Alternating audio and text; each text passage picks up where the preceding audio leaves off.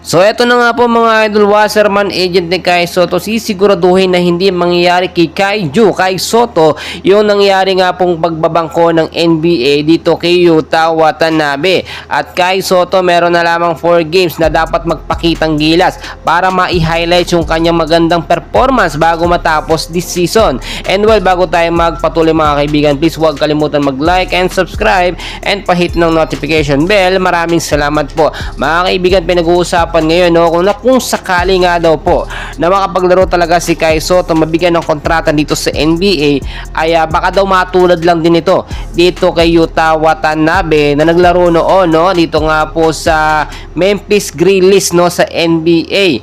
At kung makikita nyo, ito hindi nabibigyan ng maayos na playing time, or madalas in short binabangko lamang po.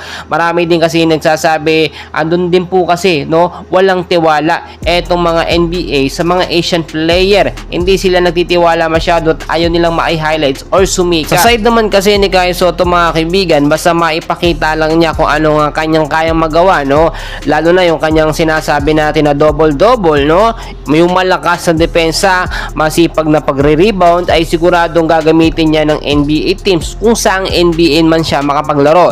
Lahat naman tayo napanood siguro nung last NBA Summer League na maglaro si Kai Sotto dito nga po sa koponan ng Orlando Magic. So ilang minuto lang naglaro si Kai Sotto doon, pero kahit papaano naman nakapagpakitang gilas si Kai. Kasi syempre hindi naman biglaan yan, ang mahalaga lang dito para mailabas yung tunay na talento ng isang basketball player, kahit sino pa mo yan, ay yung magtiwala yung head coach dito sa player. Once kasi na magtiwala, doon nalalabas ang potensyal at magkakaroon ng full confidence yung player at kayang-kaya nitong makipagsabayan. Sa full package po kasi meron na tayo, si Kai Sotto, napakatangkat, 7-footer yan, mabilis turuan, bata pa ang pangangatawan, mas mag-i-improve pa, mas magkakamasil pa po yan, napakabilis din pumikap. So minsan napapansin natin hindi nagiging consistent si Kai Sotto sa game, yun lamang naman ang nagiging problema.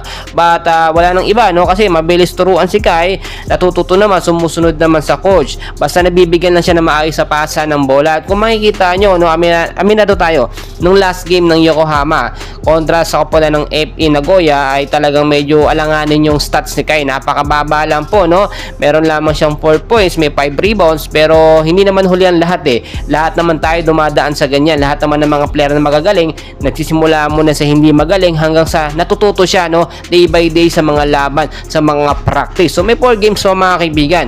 Hindi rin naman kasi nakakapagtaka dahil wala nga si Yuki Kawamura nakatandem ni Kai Sotto. Kaya ngayon mas nasasanay si Kai na walang Yuki, mas okay yan, yung tipong sinasabi natin na kahit kalabaw na siya ang magsisikap. At yung bakawan dyan sa Yokohama, nangyayari na ngayon mga kaibigan dahil pasikatan na sila para yung mga player ng Yokohama ma-extend or mabigyan ng another contract. Pero si Kai Sotto natin, eto ang aking nakuwang updates, hindi na yun magre-renew dito sa Yokohama. Kung maglalaro man siya dito sa Japan B-League, ay sa ibang teams na po mga kaibigan.